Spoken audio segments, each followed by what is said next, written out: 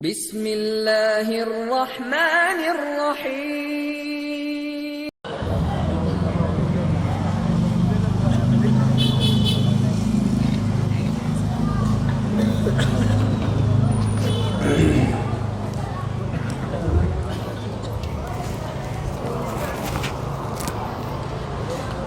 السلام عليكم ورحمة الله وبركاته.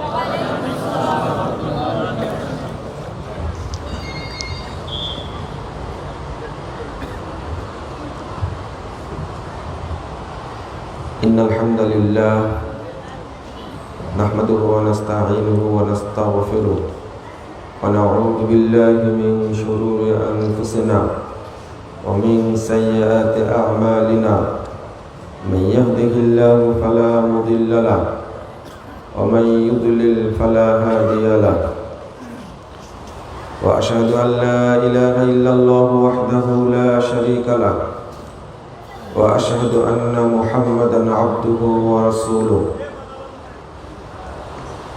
أما بعد فإن خير الحديث كتاب الله وخير الهدي هدي محمد صلى الله عليه وسلم وشر الأمور محدثاتها وكل محدثة بدعة وكل بدعة ضلالة وكل ضلالة في النار. فأعوذ بالله من الشيطان الرجيم. وأنفقوا مما رزقناكم من قبل أن يأتي أحدكم الموت فيقول رب لولا أخرتني إلى أجل قريب فأصدق وأكن من الصالحين.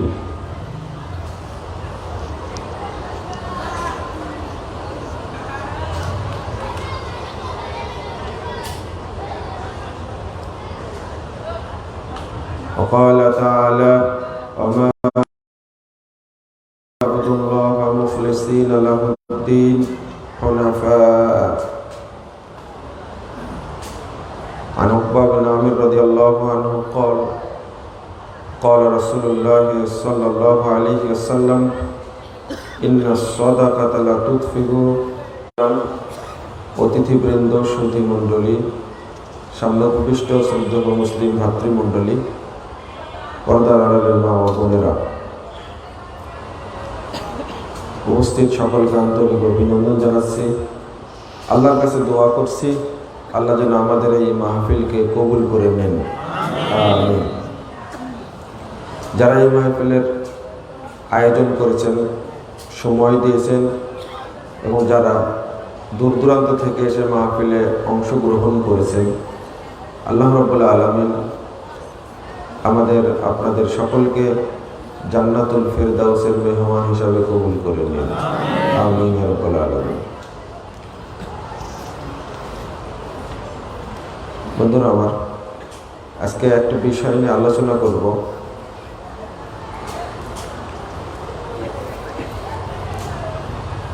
সাদাকা কবুল না হওয়ার কারণ।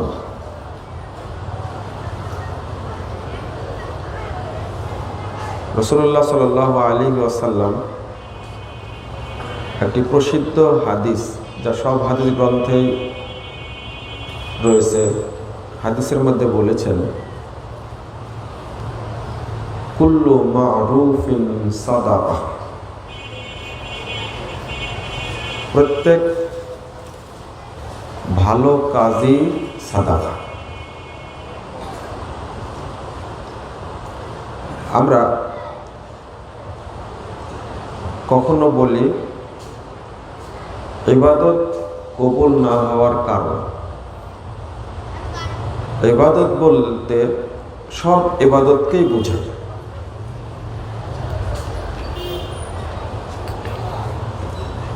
আমার একটা টার্গেট থাকে, উদ্দেশ্য থাকে। মুমিন মুসলিম নারী পুরুষ আমল যতটুকু করুক ততটুকুই যেন আল্লাহর কাছে কবুল হয়। কারণ যেহেতু আল্লাহর রহমত ছাড়া দয়া ছাড়া পৃথিবীর কেউ মুক্তি পাবে না। তো আমাদের এমন কিছু আমল করা উচিত যেন আল্লাহ আমাদের প্রতি সন্তুষ্ট হন। যদি কবুলই না হয় তাহলে আল্লাহ রাব্বুল আলামিন কি আমাদের প্রতি সন্তুষ্ট হবেন না। তো ইবাদত বলতে সব ইবাদতকে বোঝানো হয়।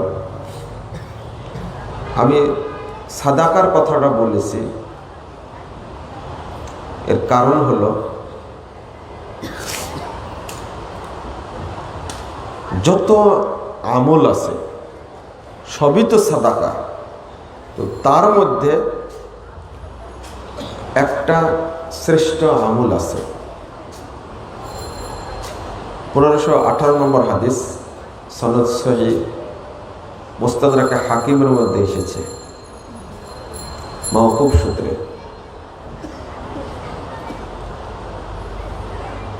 ওমর রাদিয়াল্লাহু আনহু বলছেন, যুকির আলী আন্নাল আমাল তাবাহা।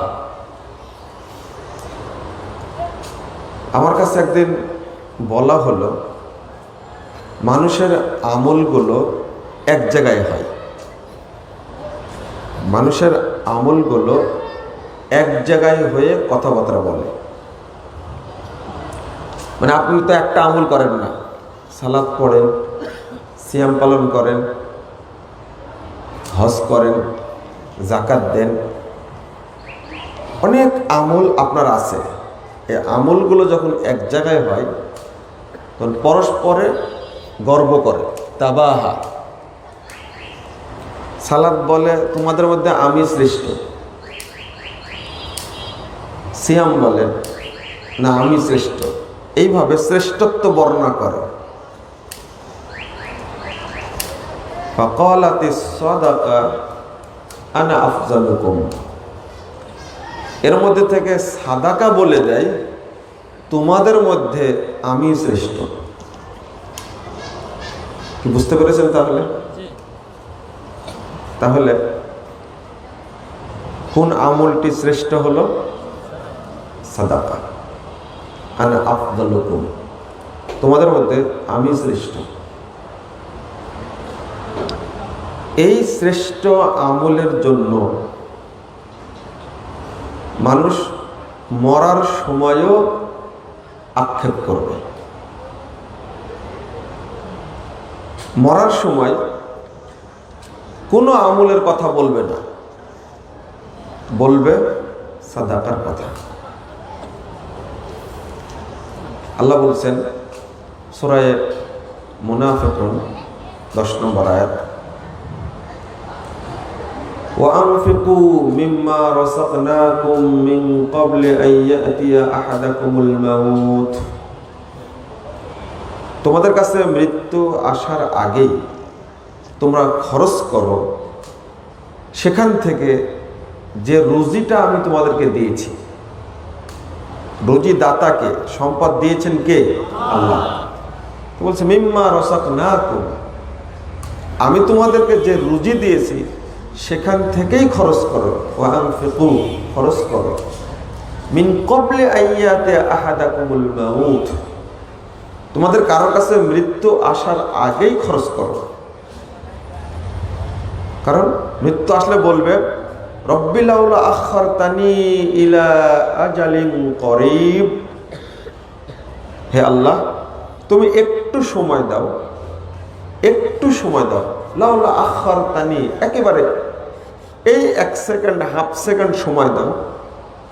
ফাআসসাদাকা, তাহলে আমি সাদাকা করব। ওয়া আকুম মিনাস সালিহিন, আর আমি সৎবান্দাদের অন্তর্ভুক্ত হয়ে যাব। তাহলে মরার সময় আমরা সবাই ওই মুমূর্ষ ব্যক্তির মুখে পানি দিই, মুখ নাড়াচাড়া করে, এদিক ঘুরে এদিক ঘুরে, আত্মীয় স্বজন মনে করে পানি খাবে, শরবত খাবে, তাড়াতাড়ি শরবত দাও। আপনাদের কি মনে হয় শরবত খেতে চায় তখন? শরবত খাওয়ার আর টাইম নেই। আপনারা তো বলেন যে 1 চামচ শরবত দিলাম, তো ভিতরে গেল না, বেরিয়ে আসলো, মানে কি শেষ, সময় নেই। ও এই কথাটি বলে, রব্বিল আউলা আখারতানি ইলা আজালিন করিব ফাআসাদদাকা ওয়া আকুম মিনাস সালিহিন। আয়াতটা কোন সূরার মধ্যে এসেছে? মুনাফিকুনের মধ্যে এসেছে। এর মধ্যে মিল আছে, মুনাফিকের মিল আছে এর মধ্যে। আমি মিলিয়ে দিব আপনাদেরকে, টেনশন করবেন না, সুন্দর মতো এক জায়গায় মিলিয়ে দেব ইনশাআল্লাহ। বহু মুসল্লিদের মধ্যে যেমন নিফাকি আছে, তেমনি বহু দানশীলের মধ্যেও নিফাকি আছে। ঠিক না বললেও ঠিক, কিন্তু আপনাদের কাছে ভোট নিতে হবে না, ঠিক বলেই বলছি আমি। শুধু মনে রাখেন যে এটা শরীয়ত কার্যকর করতে হবে, আমল করতে হবে, তাই না? আমল করবেন। তো আয়াতটা সূরা মুনাফিকুনের, এই আয়াতটা এই সূরার মধ্যে নিয়ে আসার কারণ হলো এটা মুনাফিকদের স্বভাব।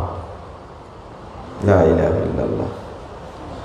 আল্লাহ যে বলে দিলেন মৃত্যু আসার আগেই তোমরা আমি যা দিয়েছি তার থেকে খরচ করো। সারা জীবন খরচ করেনি, যখন মালাকুল মউতকে চেপে ধরেছে, মালাকুল মউত এমনি চেপে ধরে?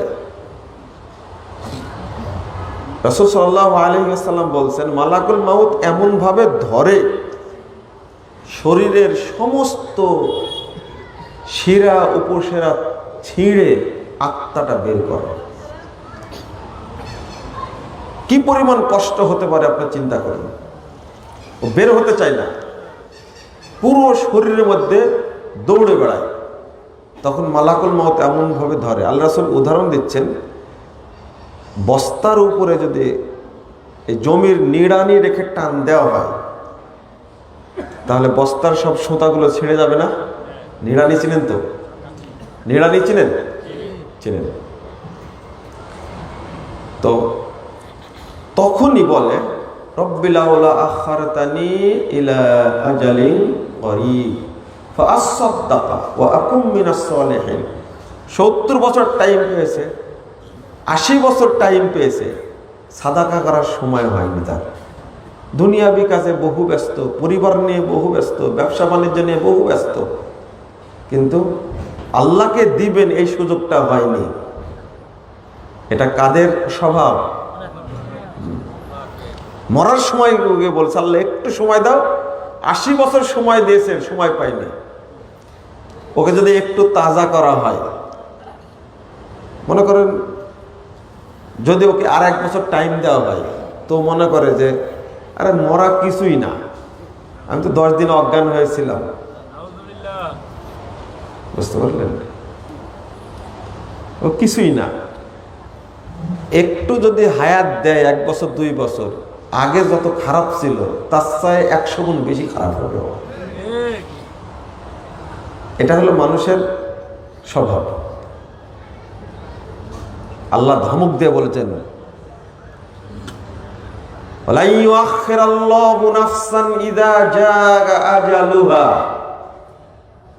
টাইম চলে আসলে 1 মুহূর্ত দেরি করা হবে না। আল্লাহ দেরি করবেন না, 1 মুহূর্ত দেরি করবেন না।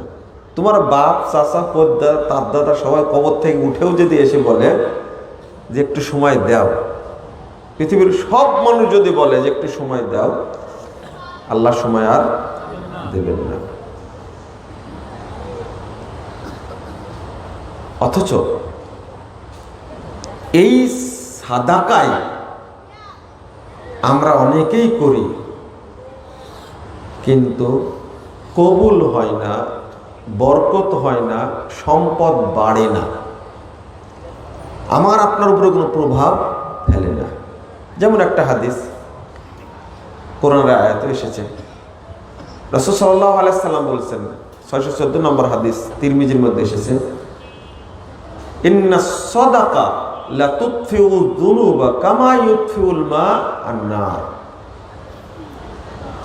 সাদাকা দিলে পাপ এমন ভাবে ঝরে যায়, এমন ভাবে নিঃশেষ হয়ে যায় পাপগুলো, যেমন আগুনে পানি ঢাললে আগুন নষ্ট হয়ে যায়, নিভে যায়।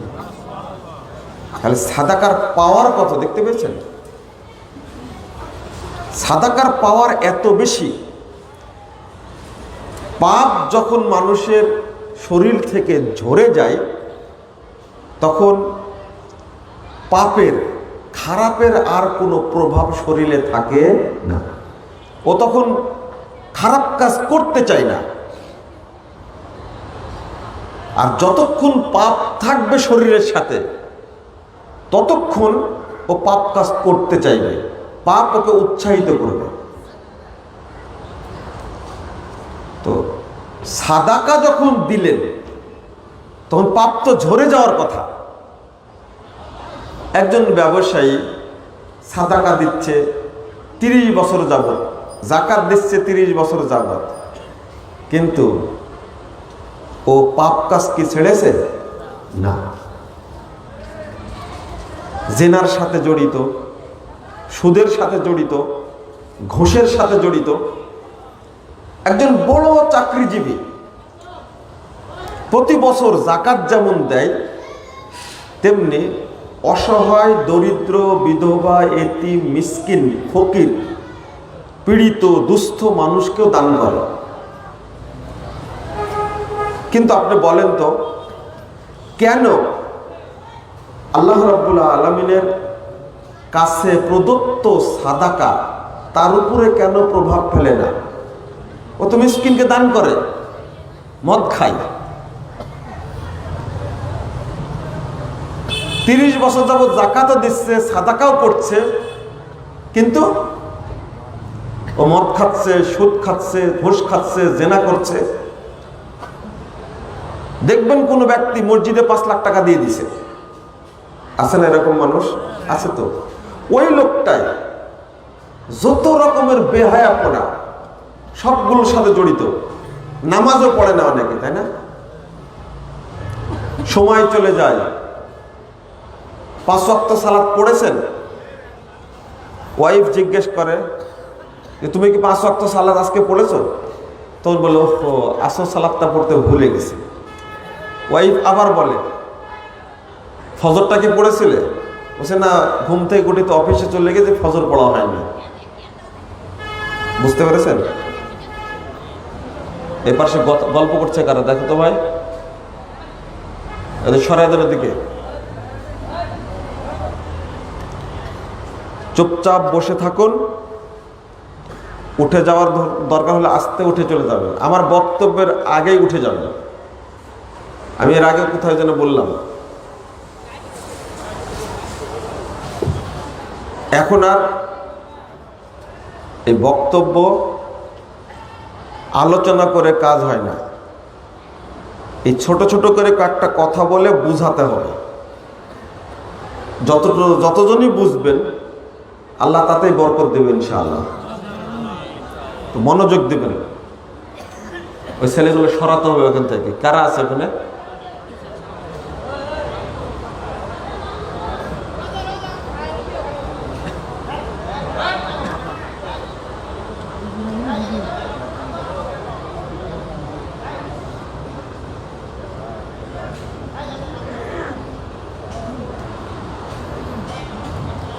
রাসূল সাল্লাল্লাহু আলাইহি ওয়াসাল্লাম বলছেন, সাদাকা দেওয়া মাত্রই, আগুনে পানি দেওয়া মাত্রই যেমন আগুন নিভে যায়, কোন ব্যক্তি সাদাকা করা মাত্রই তার সমস্ত পাপ ঝরে যায়। তাহলে ওই ব্যক্তির কি পাপ ঝরে যায় না? ঝরে না। পাপ ঝরে গেলে আবার এত পাপ করে কি করে? এর কারণটা কি? আর একটা হলো 3168 নম্বর হাদিস, বাইহাকি শুআবুল ঈমানের মধ্যে এসেছে হাদিসটি, সনদ সহিহ। রাসূল সাল্লাল্লাহু আলাইহি ওয়াসাল্লাম বলেছেন, সাদাকাতুস সির তুতফিউ গাদাবার রব। সাদাকা দেওয়া মাত্রই ওই ব্যক্তির উপরে আল্লাহর যে রাগ আছে সমস্ত রাগকে সাদাকা মিটিয়ে দেয়। ওই ব্যক্তির প্রতি আর কোনো রাগ থাকে না, আল্লাহর গুসা থাকে না। ওই ব্যক্তির উপরে আর অভিশাপ করেন না। গুসা থাকা মানে আল্লাহর অভিশাপ। সাদাকাতুস সির তুতফিউ গাদাবার রব। 271 নম্বর আয়াত সূরা বাকারার মধ্যে এসেছে, ইন তুবতুস সাদাকাত ফানি'ম্মা হিয়া। যদি তোমরা প্রকাশ্যে সাদাকা করো তাহলে ভালো। ওয়া ইন তুখফুহা ওয়া তুতুহাল ফুকারা, আর যদি গোপনে দান করো এবং মিসকিন, অসহায়, দরিদ্র, ফকিরদেরকে যে দান করো, তাহলে গোপনে দেওয়া আর দরিদ্র মানুষকে দেওয়া বেশি উত্তম। আল্লাহ রাব্বুল আলামিন বলছেন, আমরা আশ্চর্য হয়ে একটা জিনিসে, আমাদের মধ্যে প্রকাশ্যে দান করার বেশি প্রবণতা থাকে। আর আল্লাহ বলছেন, যদি কেউ প্রকাশ্যে দান করে ফানি'ম্মা হিয়া ওয়া ইন তুখফুহা ওয়া তুতুহাল ফুকারা ফাহুয়া খায়রুল লাহ। আর কেউ যদি দরিদ্রদেরকে গোপনে দান করে তাহলে সেটাই সবচেয়ে উত্তম। তারপর আল্লাহ বলছেন, ওয়া ইউকাফফিরু আনকুম মিন সাইয়্যাতিকুম।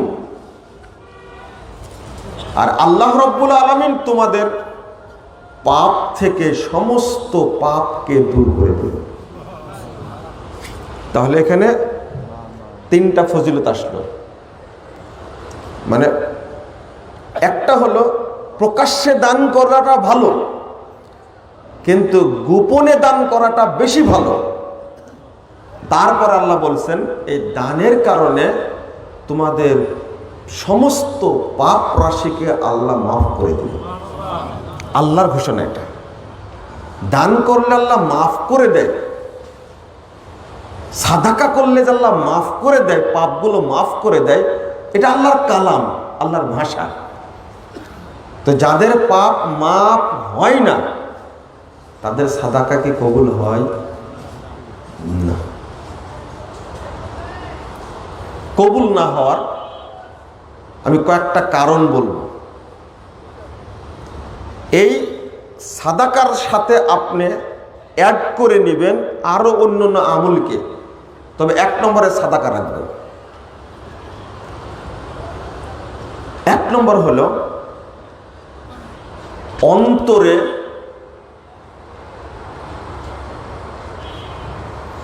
ঈমান নাই। ঈমান না থাকার কারণে ওই ব্যক্তির সাদাকা কবুল হয় না। কারণ ঈমান না থাকার কারণ কয়েকটি আছে। মানুষ ঈমানহীন হয়ে যায়, ঈমান নষ্ট হয়ে যায় 10টি কারণে। কয়টি কারণে? 10টি। আপনারা জুমার খুতবায় শুনে নেবেন, ইমাম সাহেবকে বলবেন যে ঈমান ভঙ্গের 10টি কারণ আছে শুনেছি, আগামী খুতবায় এই 10টি কারণ আলোচনা করবেন। কথা বুঝতে পারলেন? এইভাবে বলবেন যে ইসলাম থাকে না, মানুষের ঈমান নষ্ট হয়ে যায়, এরকম 10টি কারণ আছে। আগামী খুতবায় 5টি কারণ আলোচনা করবেন, পরের খুতবায় আরো 5টি আলোচনা করবেন। বলতে পারবেন? পারবেন না, আপনাদের সাহসী নেই। কারণ মানুষ অজু ভঙ্গের কারণ জানে, সিয়াম ভঙ্গের কারণ জানে না? সিয়াম রেখে স্ত্রী সহবাস করলে সিয়াম থাকে, পানি খেলে, দুধ খেলে, এটা তো জানেন তাহলে, তাই না? কত সোজা। অজু ভঙ্গের কারণ জানি না? কি মানুষের 2 রাস্তার কোনো এক রাস্তা দিয়ে কুচকু বের হলে কি হয়ে যায়? অজু নষ্ট হয়ে যায়। কারো বায়ু নিঃসরণ হলে কোনোদিন মনে করে না যে আমার অজু এখনো আছে। এই 2টা কারণ জানেন। আপনি বলুন ঈমান নষ্ট হওয়ার কারণ কি? যেটা জানা আগে দরকার ছিল, তাই না? অজু নষ্ট হওয়ার কারণ জানা দরকার আগে, না ঈমান নষ্ট হয়ে যাওয়ার কারণ জানা দরকার? ঈমান।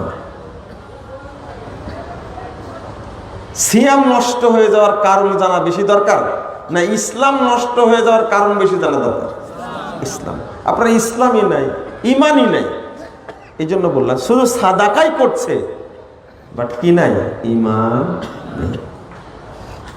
ঈমান নাই, যার কারণে সাদাকা কবুল হয় না। তাওহীদ বা আকীদা হলো অ্যাকাউন্ট। কি এটা? অ্যাকাউন্ট। তারপরে অ্যাকাউন্টই খুলেননি, তো কবুল হবে কোথায়? কিভাবে? না, আমি আপনাদের বুঝায়া বলি। একজন লোক যদি, এদেরকে থামানো গেল না, তাই না? আপনারা পারলেন না, পারবেন না, বসেন, বোঝা গেছে। একজন লোক এই নরসিংদীতে 10টা মসজিদ তৈরি করে দিয়েছে, 5টা মাদ্রাসা তৈরি করে দিয়েছে, নামাজও পড়ে, তাহাজ্জুদও পড়ে, নফল সিয়ামও পালন করে। কি এর আমল কবুল হবে না? হবে, কিন্তু পাইকারি বললে হবে না। তো আগে জিজ্ঞেস করতে হবে এই লোকটা মুমিন না মুশরিক, তাই না? ও নামাজ পড়ে, তাহাজ্জুদ পড়ে, সিয়াম রাখে, দানও করে, কিন্তু লোকটা হলো মুশরিক, কবুল হবে? এবার তাজা হয়েছে। এটা আপনি জানলেন যে কবুল হবে না। তাহাজ্জুদ পড়লেও কাজ নাই যদি মুশরিক হয়। কি জন্য? ঈমান নাই। কত সুন্দর করে বললেন, মুশরিক হিন্দু তাই, কিন্তু আপনার বেলায় সুন্দর করে বলতে পারেন না কেন? আপনি নিজেকে মুসলমান মনে করেন, কিন্তু আসলে মুসলিম না। তো অনেকেই আছে একবার খাঁটি মুশরিক। ও দান করছে যে জায়গাটাতে, সেই জায়গাটাই হলো মানে খানকা বা মাজার বা কবর। এবার বলেন এই দান কবুল হবে? বরং দান করার কারণে কি হয়ে গেল? মুশরিক হয়ে গেল। এটা শিরকে আকবার। এবার চিন্তা করেন, যদি এটা শিরকে আকবার হয়, ওর ঈমান আছে? দান করে কি লাভ হবে? সবচেয়ে বাজারের বড় গরু যেটা, বাজারের সবচেয়ে বড় গরু যেটা, সেইটা কিনেছে ওই কত আগে মারা গেছে এই ভণ্ড পীরের মাজারে সাদাকা দেওয়ার জন্য। এবার বলেন ওই ভিতরে যে নিয়াত আছে, শিরকি নিয়াত আছে, ওর অন্তরে ঈমান আছে? নেই। ওই একটা গরু কেন, 1 কোটি গরু যদি দেয় এই পীরের নামে দরগায় গিয়ে, কবুল হবে না।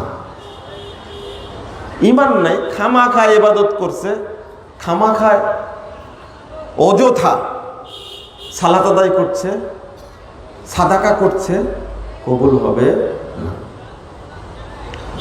2 নম্বর কারণ, ওইটা বেশি আলোচনা করার দরকার নাই, আসেন 2 নম্বর কারণটা বলি। অনিচ্ছায় দান করে, এই জন্য বরকত হয় না। অনিচ্ছায় দান করে মানে কি? বিশেষ করে প্রোগ্রামে আদায়কারী বক্তা এই মানুষের অন্তর নরম করতে করতে করতে করতে করতে মানুষ পকেটেই টাকা আছে, বের করতেই চায় না। যত রকমের ঘটনা বলে টলে একবার টাকা বের করে বসে থাকে, আবার টাকা রাখে।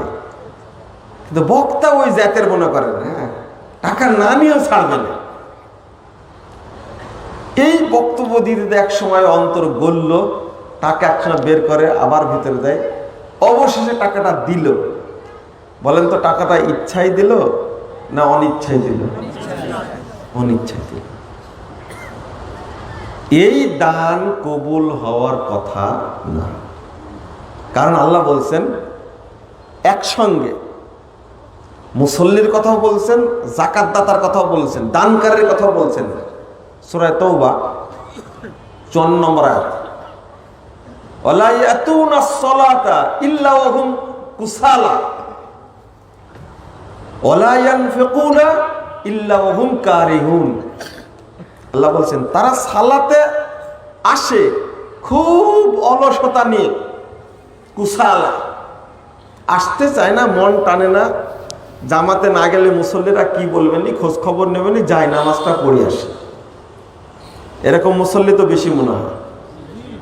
জামাতে সালাত আদায় করব আগ্রহ নিয়ে, যে আল্লাহ রাব্বুল আলামিন আমার জন্য প্রত্যেক ওয়াক্ত মসজিদে সালাত আদায় করার কারণে জান্নাতে আমার জন্য প্রত্যেকবার পৃথক পৃথক মেহমানদারির ব্যবস্থা রাখবেন, এই নিয়াতে আমরা যাই না। 622 নম্বর হাদিস, সহিহ বুখারী খুলবেন। একজন ব্যক্তি যতবার মসজিদে যাবে সকাল সন্ধ্যায়, ততবার পৃথক পৃথক ভাবে আল্লাহ তার জন্য জান্নাতে মেহমানদারির ব্যবস্থা রাখে। আর যারা জামাতে হাজির হতে চায় না, পিছুটা না, মন চায় না, যায় সালাদটা পড়ে আসে। জামাই যখন বাড়িতে আসছে নামাজ পড়তে না গেলে জামাই বলবে যে শ্বশুর এত খাচ্ছর, নামাজই পড়ে না, জামাতে পড়ে না, এই জন্য যাচ্ছে।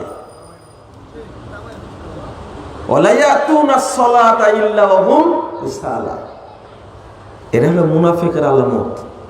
ইমাম ইবনুল কাইয়িম রাহিমাহুল্লাহ, ইবনু তাইমিয়ার ছাত্র ইমাম ইবনুল কাইয়িম রাহিমাহুল্লাহ, তিনি 6টি আলামত উল্লেখ করেছেন মুসল্লিদের মধ্যে, যাদের মধ্যে নিফাকি আছে।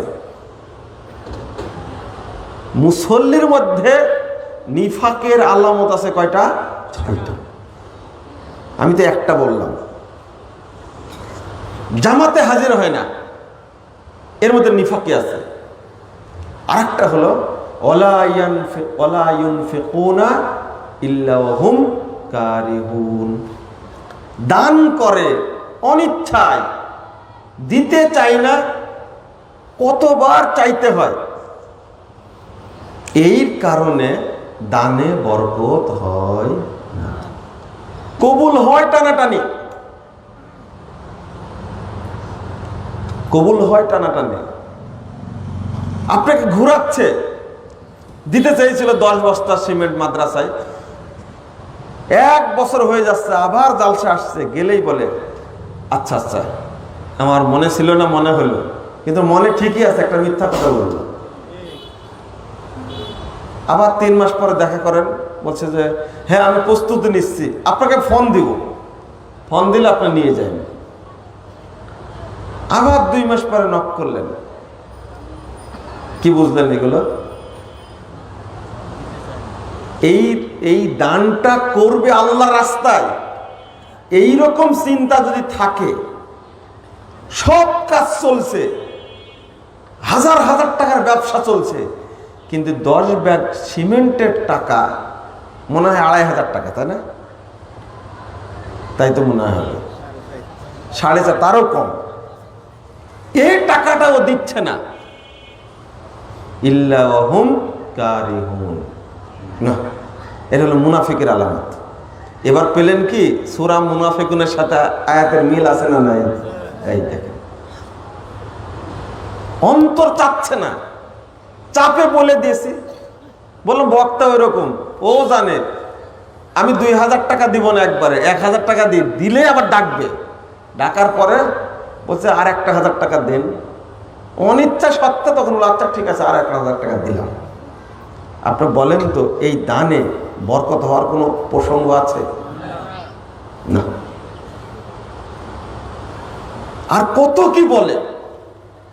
আপনার ইচ্ছা থাকলে মসজিদে, ইয়াতিমখানায়, মাদ্রাসায় দরিদ্র, অসহায়, পীড়িত মানুষকে দান করবেন স্বেচ্ছায়। দান এমন একটা জিনিস। তাহলে 1 নম্বর কারণ পেয়েছেন কি? অন্তরে ঈমান নাই, শুধু দান করে যাচ্ছে, কবুল হবে না। 2 নম্বর কি বললাম? দান করে কিন্তু অনিচ্ছা সত্ত্বেও। এটা কিসের আলামত? আর একটা হাদিস শুনে নেন, সহিহ বুখারীর হাদিস দ্বারা প্রমাণিত হয় যেটা দান গ্রহণ করছে সেও যদি সন্তুষ্টি চিত্তে গ্রহণ না করে তার দানেও বরকত হবে না। ধরেন মসজিদের সভাপতি বা মসজিদের কমিটির কাছে 1 লাখ টাকা দিলেন, 50,000 টাকা দিলেন, 2000 টাকা দিলেন, তো বলছে তুমি ধনী মানুষ, 2000 টাকা দিলে কি জন্য? ওর সাধ্য অনুযায়ী 2000 দিয়েছে, আনন্দ চিত্তে নেওয়ার কথা, নিবে না, বরকত হবে না। রাসূল সাল্লাল্লাহু আলাইহি ওয়াসাল্লাম বলছেন, 3143 নম্বর হাদিস সহিহ বুখারীর মধ্যে এসেছে, ইন্নাল মাল খাযিরুন হুলুব, মাল হলো লোভনীয়, খুব মিষ্টি জিনিস, মালের মধ্যে লোভ বেশি। ফামান আখাযাহু বিসাখাওয়াতি নাফসিন বুরিকা ফি, যে ব্যক্তি লোভহীন ভাবে মালটা গ্রহণ করে সেই মালে বরকত নাযিল হয়। ওয়ামান আখাযাহু বিইশরাফি নাফসিন লাম ইউবারিক লাহু ফি, আর যে লোভ সহ গ্রহণ করে, মনের মধ্যে সাখাওয়াত নাই, কুটিলতা আছে, কৃপণতা আছে, তাহলে ওই মালে কোনো বরকত দেওয়া হয় না। এটা তো বুখারীর হাদিস। যখন আপনি দান করবেন তখন মনে উদারতা থাকতে হবে, প্রশস্ত থাকতে হবে। আহা, 10টা টাকা দান করার পরে বাড়ি যাচ্ছে আর ভাবছে 5 টাকা দিলেই হতো মনে হয়। 1000 টাকা দান করার পরে বলছে বেশি দিয়ে ফেললাম। এই যে মনের মধ্যে এত আকুলি বিকুলি করছে 5000 টাকা দান করার পরে, না, এতে বরকত হওয়ার কোনো অপশন নেই, বরকত হবে না এখানে। উল্টাটা কি? আপনি প্রয়োজন বুঝলেন, দানটা করবেন গোপনে, স্বেচ্ছায় দান করবেন। শুনেছেন অমুক জায়গায় একটা মসজিদ হবে, আপনি শুধু শুনেছেন, ওই লোকটি চাওয়ার আগেই আপনি তার কাছে দানটা পৌঁছে দিয়ে আসলেন, বা ফকিরকে দিবেন মর্মে গেলেন, ফকির চাওয়ার আগেই দিলেন। আপনি যদি দান করেন ফকিরকে চাওয়ার পরে, ও এসে বাড়ি এসে চাচ্ছে, আপনার কাছে হাত পাততে চাচ্ছে, বাবা আমি অসুস্থ, কিছু দান করো, চাওয়ার পরে যদি আপনি 500 টাকা দেন, আর না চাইতে আপনাকে দেখেনি, এমনি তার কাছে গিয়ে আপনি 200 টাকা দিচ্ছেন, এবার বলুন তো 500 টাকায় যে দোয়া হবে 200 টাকার দোয়া একরকম হবে না। ইন্না নুতইমুকুম তাআমা লা নুরিদু মিনকুম জাযাআ ওয়ালা শুকুরা ফকির মিসকিনকে খাওয়াবেন। মুমিনদের রীতি হলো তারা বলবে আমরা তোমাদেরকে খাওয়াচ্ছি, পড়াচ্ছি, আমরা তোমাদের কাছে কোনো প্রতিদানও চাই না, সৌজন্যও চাই না। আপনাকে গিয়ে তার কাছে বলতে হবে না। মসজিদে দান করার পরে বলে যে হুজুরকে একটু বললেন দোয়া যেন করে, এই দোয়া চাইতে হবে না। বুঝতে পারেননি কথা? দোয়া চাইতে হবে না। লা নুরিদু মিনকুম জাযাআ ওয়ালা শুকুরা। আপনি তো বলেই ফেললেন আমি তোমাদের কাছে প্রতিদান চাই না, সৌজন্য চাই না। আপনার আগে থেকে মনে থাকতে হবে এই দানটা মসজিদে আমি দিব। কাকে দিলেন? ব্যক্তিকে না আল্লাহকে? মসজিদ কার ঘর? আল্লাহর ঘর। ব্যক্তির কাছে দোয়া চাইলেন কেন আপনি? ব্যক্তির কাছে দোয়া চাইলেন কেন আপনি? বুঝতে পারলাম না মনে হয়। ব্যক্তির কাছে আপনি দোয়া চাইলেন কেন? ব্যক্তি কি করবে? আপনাকে চাওয়া লাগবে না, চাওয়ার দরকার নাই। আল্লাহকে দিলেন, নিয়ত আগেই করা। আমার আব্বা আম্মা মারা গেছে, তার জন্য দান করলাম, যেন আল্লাহ কবরে আযাব মাফ করে দেন, যেন আল্লাহ তাদেরকে জান্নাতুল ফেরদাউস দান করেন। এই উদ্দেশ্যে আপনি দিলেন। কথা কি বুঝতে পারলেন? যদি এই উদ্দেশ্যে দিয়ে থাকেন, দিলেন কাকে? আল্লাহ জানেন না আপনার উদ্দেশ্য। তো মুসল্লিদের কাছে দোয়া চাইলেন কেন? এই দোয়া চাওয়ার কারণে একটা বেদাতের জন্ম দিয়েছেন আপনারা। তখন ইমাম সাহেব একটা দড়ি পাকানোর ব্যবস্থা করে। মানে দানটা করলেন বটে, 5 লক্ষ টাকা দান করার পরে বলছে, আমাকে বলছে যে একটু দোয়া করে দেন, আমার আব্বা আম্মার জন্য দান করলে দোয়া করে দেন। আমি বললাম 5 লাখ টাকা আপনার নেকিটা আমি নষ্ট করতে চাচ্ছি না। যখনই আমি এই দোয়া ধরবো, তখন আপনার ওই আমলের মধ্যে ইবলিসের অপবিত্র, ইবলিসের তৈরি করা আমলটা ঢুকে যাবে ওর মধ্যে। ইবলিসের আমলটা পবিত্র না অপবিত্র? বলেন যে অপবিত্র জিনিস যদি মিক্সচার হয় কবুল হবে? হায় হায় হায়, মানুষকে কি দিয়ে বুঝাবেন আপনি?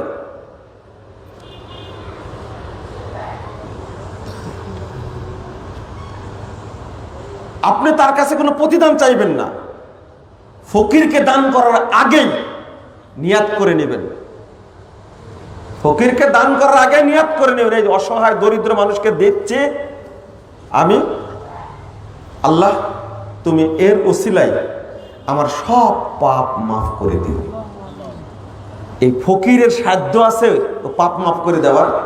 না, সাধ্য কার? আল্লাহ। আপনি তো আগে নিয়াত করেছে, তো বলার কি দরকার যে মুরব্বী আমার জন্য একটু দোয়া করেন? দান করার পরে দোয়া চাওয়ার দরকার নাই। পরহেজগার মানুষ হলে এমনি গিয়ে বলবেন, খুঁজে বের করবেন। নিয়ম কিন্তু এটা আজকে জেনে নেন। দোয়া চাওয়ার জন্য পরহেজগার মানুষ খুঁজে বের করা শর্ত। যদি মনে করেন যে এখান থেকে চিটাগঙ্গে, চিটাগং এদিকে এদিকে, যদি মনে করেন যে চিটাগঙ্গে একজন ভালো পরহেজগার দিনদার মানুষ আছে, আপনি সময় নিয়ে তার কাছে গিয়ে দোয়া চাইবেন যে আমি বিপদগ্রস্ত, আপনার কাছে দোয়া চাইতে আসছি, আপনি আমার জন্য দোয়া করবেন, আল্লাহ যেন আমার বিপদ দূর করে দেবে। কিন্তু মরা লোকের কাছে গেলে হবে না। এই কথা বলে কিন্তু আর শাহজালাল কি বলে যে আপনার কি হয়েছে, বাইজিদ বোস্তামের মাজারে যায় না। কিন্তু আবার মরা লোকের কাছে চাওয়া হারাম, চাওয়া যাবে? নবী রাসূল মারা গেছেন, তাদের কাছে চাওয়া হারাম, চাওয়া যাবে? যাবে না। পরহেজগার মানুষ খুঁজে বের করতে হবে, এটা নিয়ম। তাকে আর সৌজন্য দিতে হবে না। পরহেজগার মানুষ তার কাছে গিয়ে দোয়া চাইবেন, এটা হলো নিয়ম।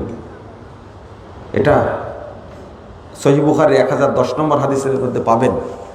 উমর রাদিয়াল্লাহু আনহুর মতো জান্নাতি সাহাবী, ইসলামের দ্বিতীয় খলিফা, তিনি পর্যন্ত রাসূল সাল্লাল্লাহু আলাইহি ওয়াসাল্লাম চাচা আব্বাস রাদিয়াল্লাহু আনহুর কাছে গিয়ে দোয়া চাচ্ছেন। চিন্তা করতে পারছেন আপনি? জান্নাতি সাহাবী না উমর রাদিয়াল্লাহু আনহু? তিনি কিছু দোয়া চেয়েছেন। আমাদের দোয়া চাওয়ার জন্য খাস ব্যক্তি বের করতে হবে। ফকির পেশাব করে পানি নেয় না, পীর সাহেব ভন্ডের আটটা ন্যাংটা হয়ে থাকে, 30 বছর গোসল করেনি, ওর কাছে দোয়া চাই কি করবে না?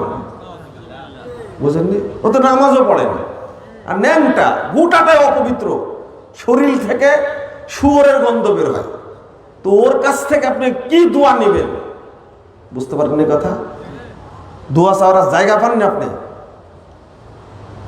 একবারে ফ্রেশ যাকে মনে করবেন পরেশগার, আবার তো ধোকাবাজ ধান্দাবার জন্য না হয়। কিন্তু অনেকেই কাপড় চুপড়ে খুব তাকওয়া কিন্তু ভিতরে ফাঁকা, এই ভণ্ডদেরকে চিনে রাখবেন। কিন্তু যাদের তাকওয়া উপরে দেখা যায় বুঝবেন তারা 1 নম্বর ভণ্ড। তাকওয়া কোন দেখা যায়? রাসূল কি বলছে? আত্তাকওয়া হা হুনা, আত্তাকওয়া হা হুনা, আত্তাকওয়া হা হুনা, 3 বার বলছেন। তাকওয়া বুকের মধ্যে, তাকওয়া বুকের মধ্যে। বেটা তোমার তাকওয়া দেখা যায় কেন? একা একা নামাজ পড়লে 4 রাকাত পড়তে 1.5 মিনিট টাইম লাগে, আর মসজিদে গিয়ে সালাত পড়লে ওই সালাতে পড়তে তোমার 5 মিনিট লাগে কি জন্য? মুসল্লিকে দেখাও তাহলে। বক্তব্য দেওয়ার সময় হাউমাউ করে কেঁদে দেয়, মুনাজাত করার সময় এমন কাদা কাঁদে, একবারে দাঁড়িয়ে টপ টপ করে পোঁটা পানি সবই পড়ে। কিন্তু ওই লোকটাই কোনোদিন একাকে হাত তুলে কান্নাকাটি করেছে রেকর্ড আছে? ওকেই জিজ্ঞেস করবেন। এটা ইখলাস না, এটা পরহেজগারিতা না, এটা ভণ্ডামি। চলেন ওই জায়গায় আবার যাই।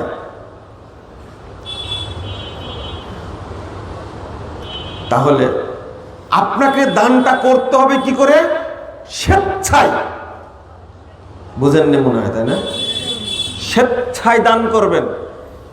ওই যে না দেখে ফকিরকে দানটা করেছেন 200 টাকা, চাওয়ার পরে 500 টাকা দিয়েছেন, ও আপনার জন্য যতটা দোয়া করবে, না চাইতে 200 টাকা দিয়েছেন, ও আপনার চেয়ে বেশি দোয়া করবে।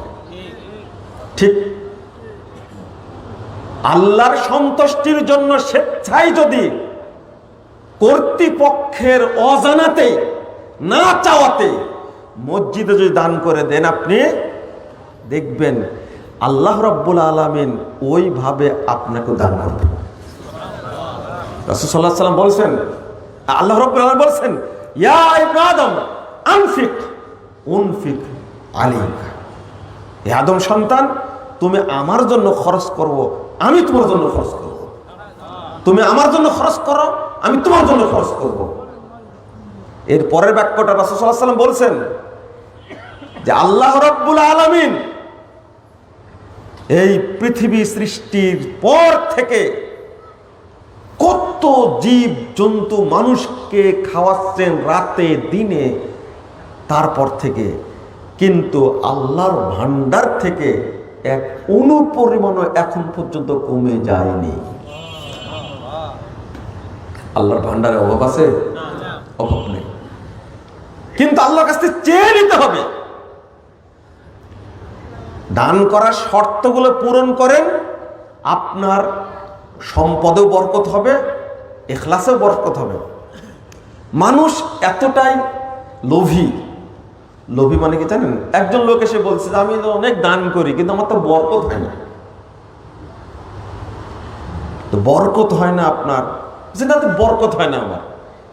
আছেন কেমন? যে আলহামদুলিল্লাহ খুব ভালো আছি। আল্লাহ ভালো রাখছেন তো ভালো। আপনার পরিবারে কেউ অসুস্থ? যে না, কেউ অসুস্থ না। কোনোদিন না খেয়ে সময় যায়? যে না। আপনার পরিবারের সব সদস্য সালাত পড়ে? হ্যাঁ, সালাত পড়ে। তো কেউ অসুস্থ না, কেউ বেদিনও না, সবাই সালাতও পড়ে। 3টা মেয়ের বিয়ে হয়ে গেছে, জামাই পেয়েছেন ভালো, ছেলেরা পড়াশোনা করছে। তা আপনি যে দান করেন বরকত যে হয় এখনো বুঝতে পারেননি? না, বুঝতে পারি না তো, এই টান টান অবস্থা। আমি বললাম যে দান করলে শুধু সম্পদে বরকত হবে, এটা কে বলেছে? ইখলাসে বরকত হতে পারে, তাকওয়ায় বরকত হতে পারে, দিনদারিতে বরকত হতে পারে। দানের বিনিময়ে আপনার বিপদগুলো আল্লাহ দূর করে দিতে পারে। এটা বরকত না? আহারে, বরকত বুঝে না। বরকত বুঝে এটাই 10 টাকা দিছি, তাহলে 100 টাকা দেয় না কেন? 10 টাকা দেওয়ার কারণে আল্লাহ রাব্বুল আলামিন যে আপনার যে রোগ হওয়ার কারণে 10,000 টাকা খরচ হতো ওই রোগকে আল্লাহ দূর করে দিয়েছেন, এটা আল্লাহর নিয়ামত না? বান্দা এতই লোভী, চোখে টাকা ছাড়া কিচ্ছু দেখে না, পয়সা ছাড়া কিচ্ছু দেখে না। বলে না আল্লাহ তুমি তাকওয়ায় বরকত দাও। আমরা বলি না কখনো আল্লাহুম্মা ইন্নী আসআলুকাল হুদা ওয়াত তাকা ওয়াল আফাফা ওয়াল গিনা? বলতে চাই না, একবারও বলেনি আল্লাহুম্মা ইন্নী আসআলুকা ইলমান নাফিআ ওয়া রিজকান তাইয়্যিবা ওয়া আমালান মুতাকাব্বালা। বলতেই চাই না আমরা। ও বুঝে শুধু টাকা দিয়েছে, আল্লাহ টাকা দিবে আমাকে। তার ছেলে সন্তানকে যে আল্লাহ দিনদার করেছে, এটাকে শুকরিয়া না? শুকরিয়া আদায় না, হয়তো বা সাদাকার বিনিময়ে করেছে, আল্লাহ সুস্থ রেখেছেন। আপনারা কখন এটা মনে করবেন না যে টাকা 10 টাকা দান করলে আল্লাহ আমাকে সাথে সাথে 100 টাকা দিবেন, এটাই তো ভুল। আপনার চোখটা সুন্দর রেখেছে, বয়স 70 বছর হয়ে গেছে, এখন পর্যন্ত আপনাকে ডায়াবেটিস ধরেনি, এখনো কিডনির সমস্যা হয়নি, এখনো হার্টের সমস্যা হয়নি, এটা আপনি শুকরিয়া আদায় করবেন না? হায় হায় হায়, মানুষ শুধু বরকত বুঝে টাকা। মানুষ কত বোকা, সব লোভী, ভিতরে লোভ, এই শুকরিয়াটা আদায় করছে না। কত মানুষ 40-50 বছর বয়স হয়েছে, অথচ চেয়ারে বসে সালাত আদায় করে না? আর 70 বছর বয়স হয়েছে, দাঁড়িয়ে সালাত আদায় করছে, ঠিক মতো সেজদা দিচ্ছে, রুকু করছে, এটা আল্লাহ শুকরিয়া না? হায় হায়, মানুষ বুঝে না। তো আমাদের সম্পদে বরকত হতে চাইলে এটা অন্যতম একটা বাধা, আমরা স্বেচ্ছায় দান করতে চাই না। আর একটা 3 নম্বরটা হলো যে দান করি অপেক্ষায় তাকে খোঁটা দেওয়া। লা ইয়াদখুলুল জান্নাতা মান্নান, 306 নম্বর হাদিস সহিহ মুসলিমের মধ্যে এসেছে। রাসূল সাল্লাল্লাহু আলাইহি সাল্লাম বলছেন 3 শ্রেণীর মানুষ কিয়ামতের মাঠে ক্ষতিগ্রস্ত হবে। 3 শ্রেণীর মানুষ ক্ষতিগ্রস্ত হবে, 3 শ্রেণীর মানুষ জান্নাতে যাবে না। তার মধ্যে 1 শ্রেণীর মানুষ হলো দান করে যে ব্যক্তি খোঁটা দেয়, এই ব্যক্তি জান্নাতে যাবে না, বরকত হবে না, দান কবুল হয়নি। দান করার কারণে, ধরেন মসজিদে দান করেছে, অপেক্ষায় আছে কোন দিন সুযোগ বুঝে নিবে। আরে 10 লাখ টাকা আমিও দিয়েছি, সভাপতি হওয়ার যোগ্য আমিও, শেষ, দানও শেষ, বরকত শেষ। এ আপনার অন্তরে খবরটা আল্লাহ রাখে না? আবার দান করার কারণে মসজিদ কমিটি কিনে ঝাড়ি দিচ্ছেন আপনি, মাদ্রাসায় দান করেছেন, এতিমখানায় দান করেছেন, হেফজখানায় দান করেছেন। যে হেফজখানার শিক্ষককে মানে মানুষই মনে করেন না, বড় সুদখোর, ঘুষখোর, চাকরিজীবী, হারামখোর, মসজিদে 10 লাখ টাকা দিয়ে মসজিদের সভাপতি হয়ে গেছে, মুখে দাড়ি নাই, টাকনুর নিচে প্যান্ট পরে, নামাজ ঠিক মতো পড়লো না, বউটা খান্নাস, মেয়েটাও খান্নাস, এরকম সভাপতি আছে না? এই ঘুষখোর, হারামখোর সভাপতি ইমামকে চার্জ করে, মুয়াজ্জিনকে মানুষ মনে করে না, ইমামকে মানুষ মনে করে না। ওর দাপট হলো ওই হারাম টাকা দিয়েছে তাই খোঁটা দেয়। আর আমি না থাকলে তো মসজিদে হতো না, আমার টাকা না দিলে মসজিদে সাদ হতো না। ও কথায় কথায় ইমামকেও ধমক দেয়, মুয়াজ্জিনকেও ধমক দেয়, খাদেমকেও ধমক দেয়। ওর মধ্যে তো ভালো আচরণ পাওয়া যাবে না। এই ধমক আর দাপট কোনটা জানেন? ওই 5 লাখ টাকা। বুঝতে পারছেন? এবার বলেন তো আপনি, এই দান কবুল হওয়ার আশা আছে কিনা? হেফজখানা দান করেছে, হেফজখানার শিক্ষককে ও মানুষই মনে করে না, ও মানুষকে শিক্ষা দিবে না দূরের কথা, শিক্ষক নিয়ে আর বাদ দেয়, আর চোখ রাঙ্গানির শেষ নাই। ওয়ালা ইউনফিকুনা ইল্লা ওয়াহুম কারিহুন, দান করতে চায়নি, মানুষকে দেখানোর জন্য দান করেছে। এইটা হলো আরেকটা রোগ।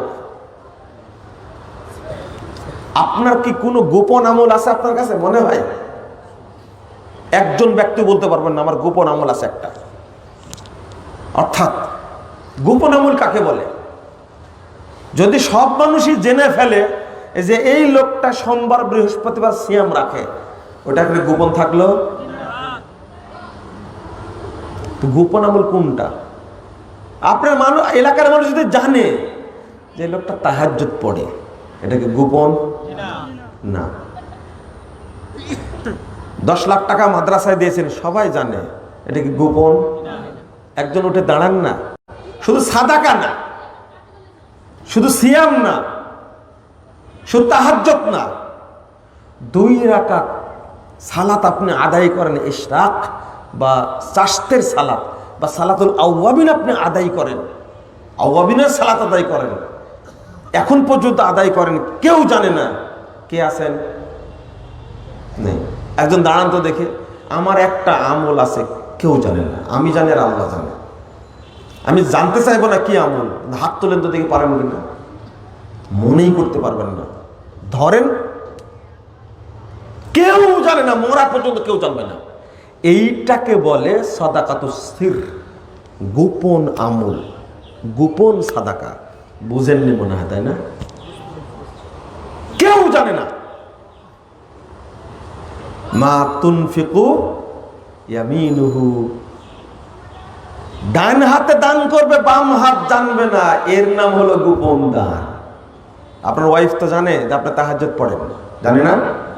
হ্যাঁ, সাহাবা কেরামের মধ্যে, তাবেঈনে জামের মধ্যে অনেক ব্যক্তি ছিলেন, তারা ইবাদত করতেন, ওয়াইফকে জানাতেন না, স্ত্রীকে জানাতেন না, এই ভয়ে যে আমার কথা বাহিরে গল্প করতে পারে। ধরেন আপনার 40 বছর আগে আপনার বাপ 2 লাখ টাকা দিয়েছিল মসজিদে, বাপ এখন মারা যাবে, হঠাৎ মসজিদে 40 বছর ওর মসজিদ দ্বন্দ্ব। এই দ্বন্দ্বের কথা শোনার পরে আপনার বাপ চট করে বলছে, আহারে মসজিদটা করার সময় কাউকে পাওয়া যায়নি, এই মসজিদ করাতে প্রথমে আমি 2 লাখ টাকা দিয়েছিলাম, 40 বছর গোপন ছিল, আর কি গোপন থাকলো? এটা গোপন না, এটা গোপন না। হয়তো ভালো উদ্দেশ্যেই বলেছে, কিন্তু গোপন না। আল্লাহ ওই আমলে আপনার প্রতি খুশি হবেন যে আমলটা গোপনে করবেন। করেন তো দেখ, গোপনে হতে পারে আপনি একটা সিয়াম পালন করেছেন, সিয়াম পালন করেন এমন ভাবে, সিয়াম অবস্থায় এক জায়গায় এমন ভাবে যান, ওই অঞ্চল পুরোটাই জানে, আরে লোকটা সিয়াম রাখছে। আর সিয়াম এমন একটা ইবাদত, এমন একটা ইবাদত, একজন বেনামাজি কাফের মুশরিকের কাছে যদি বলা হয় লোকটা সিয়াম রাখছে, সাথে সাথে ওই কাফের মুশরিক বেনামাজি ঠান্ডা হয়ে যাবে। তারপর কত দরদ! আমার মনে হয় এর চেয়ে ভালো দরদি ইবাদত আর নাই। তার জন্য সাথে সাথে ইফতারের ব্যবস্থা করবে। এই লোকটা সিয়াম আছে, আপনি বলেন তো একটা সিয়াম রেখেছেন আপনি, কেউ জানেন আল্লাহ ছাড়া, ইফতার করেছে একাই, সিয়ামও রেখেছে একাই, একজন হাত তোলেন তো দেখি। নাই, নাই। আপনি একাই সিয়াম রেখেছেন, ইফতার করেছেন, কেউ জানতে পারেনি, আজও জানে না। হ্যাঁ, পেটে এমন ক্ষুধা লাগছে, বাড়িতে যখন গেছেন তাড়াতাড়ি খাবার চাওয়া দেখে আপনার স্ত্রী বলছে, কি ব্যাপার, এত তো ক্ষুধা লাগার কথা না। তখন বলে দিলেন, আরে সারাদিন সিয়াম রাখছিলাম, যা গেছে। এটা গোপন থাকলে প্রকাশ হয়ে গেল। একটা আমল দেখান না আপনি, সাদাকাতুস সির, গোপন আমল কাকে বলে, গোপন ইবাদত কাকে বলে, যে আপনি ছাড়া, আল্লাহ ছাড়া কেউ জানে না। হ্যাঁ, এমন কিছু আছে কেউ জানে না। কোন এক মসজিদে আপনাকে চিনে না, অথবা কোন এক মসজিদের অ্যাকাউন্টে আপনি টাকা দিয়ে দিয়েছেন, টাকা দিয়ে দিয়েছেন, কর্তৃপক্ষও জানে না, আপনি শুধু জানলেন। আর কে জানলেন? আল্লাহ। মসজিদ কর্তৃপক্ষ জানে টাকাটা কোথায় থেকে আসলো। আমরা তো মাদ্রাসা মসজিদের সাথে জড়িত, বিভিন্ন জায়গায় দেখেন তো আপনারা, যে অমুক জায়গায় গেলে বলে যে একটু মসজিদটা তৈরি করব, একটু বলে দেন না মানুষকে। আমরা আলহামদুলিল্লাহ বলে দিই, ওখানে অ্যাকাউন্ট নাম্বার দিয়ে থাকে। কেউ কি জানায় ফোন দিয়ে জানানোর ইচ্ছা করে না যে আমি টাকাটা দিয়েছি কোন খাতে লাগাবেন, মসজিদের উদ্দেশ্যে দিয়েছি। যদি ও খায় দায়ী হবে ও, কিন্তু আমি আল্লাহর কাছে কি পাবো? নেকি পাবো। তবে যখন জানতে পারবো মসজিদের টাকা আত্মসাৎ করে, মাদ্রাসার টাকা আত্মসাৎ করে, জানার পরে সেখানে আর দিবেন কি? ওখানে দিতে হবে না। তখন আপনিও খেয়ানতকারী হয়ে গেলেন। 3টা বলেছি। 4 নম্বরটা হলো লোক দেখানোর উদ্দেশ্যে দান করা। 4 নম্বর ব্যাখ্যা তো দিয়ে দিছি, তাই না? যদি লোক দেখানোর উদ্দেশ্যে দেন, ছোট শিরক হলো লোক দেখানো ইবাদত করা। ছোট শিরক। বলেন, দান যদি করেন মানুষকে দেখানোর উদ্দেশ্য, আহা, নামটা বলেনি, শুধু 2000 টাকা দান করেছে সবার নামই বলে তার নাম ছুটে গেছে, পরে সে বলছে আর জীবনে কোনো টাকা দেব না, আমার টাকার কোনো দাম নাই। হয়েছে এবার আলহাজ না লিখলে তাই প্রোগ্রামে আসে না। 1 টাকা দিয়ে হজ করে আসছে, নাম নেই আলহাজ লেখেন। হাজি সাহেব বলেনি, রাগ কত। যখন লোকজন চলে গেছে তখন বলছে ছেলেটা কত বেয়াদব দেখছো, আমার হজ করা আসা 6 মাসও হয়নি, আমাকে নাম ধরে ডাকছে কেন? হাজি সাহেব বলতে পারে না? ও তো হজ তো মক্কায় রেখে আসছে, তাই না? নিয়ে আসছে কোথায় রেখে আসছে? মক্কায় রেখে আসছে। হজ হজ নিয়ে আসেনি। চিন্তা করেন আলহাজের দাম কত, হাজি সাহেবের দাম কত। নামাজ পড়ে 5 ওয়াক্ত, ওর নাম মুসল্লি না, ও মুসল্লি কলিমউদ্দিন বলে, ভাবে বলে না তো। হজ করেছে একবার, তাই নাম হয়েছে কি? হাজি, আলহাজ হয়ে গেছে। হায় হায় হায়, এই যে লৌকিকতা, লোক দেখানো। ফাওয়াইলুল লিল মুসাল্লিন আল্লাযীনা হুম ফি সালাতিহিম সাহুন আল্লাযীনা হুম বলেন ইউরাউন। এই দেখেন ইউরাউন, যারা মানুষ দেখানোর জন্য সালাত আদায় করে, যারা উদাসীন, তাদের জন্য ওয়াইল জাহান্নাম। লোক দেখানো যাবে না বলেন, সব সময় বলতে থাকেন এই বিল্ডিংটা আমি করে দিয়েছি, এবার হাত উঁচাবে আর বলবে আরে আমার জন্ম না হলে এই এলাকায় কোনো মসজিদ, মাদ্রাসা, স্কুল হতো না। বুঝেননি মনে হয়? কি অহংকার ভিতরে, চিন্তা করতে পারছেন? আরে বেটা, কবুল হবে কিনা সেটা চিন্তা করো। এই কথা বলা মাত্র তো শেষ। সাদাকা দিতে পারলে মুই কি হল রে, মোর বাপ চকিদার, মানে যা ইচ্ছা তাই বলতে পারে। আর জটিল কয়েকটা জিনিস, দান করে নমনীয় থাকবেন, লোক দেখাবেন না, আর আল্লাহর কাছে দোয়া করতে থাকবেন, রব্বানা তাকাব্বাল মিন্না ইন্নাকা আনতাস সামিউল আলিম। দোয়া করতে থাকবেন। ইব্রাহিম আলাইহিস সালাতু ওয়াস সালাম এবং ইসমাঈল আলাইহিস সালাতু ওয়াস সালাম, তারা দুইজনই কাবা ঘর তৈরি করার পরে আল্লাহকে বলছেন রব্বানা তাকাব্বাল মিন্না ইন্নাকা আনতাস সামিউল আলিম। সারা জীবন বলেছেন, অথচ তৈরি করেছেন কার ঘর? আল্লাহর ঘর। তারা যদি আল্লাহর কাছে দোয়া করতে পারে কাবা ঘর নির্মাণের জন্য, যে আল্লাহ যদি কবুল করে, আমি ইবাদত করছি, আল্লাহকে বলা লাগবে না আল্লাহ তুমি কি করো? কবুল করো। আরে আমাদের মধ্যে ওই জিনিসটা নাই। আর একটা গুরুত্বপূর্ণ প্রসঙ্গ আছে, দান করি আমরা, কিন্তু সব বেদাতের আস্তানায়, শিরিকের আস্তানায়, কবুল হওয়ার কোনো সম্ভাবনা নাই।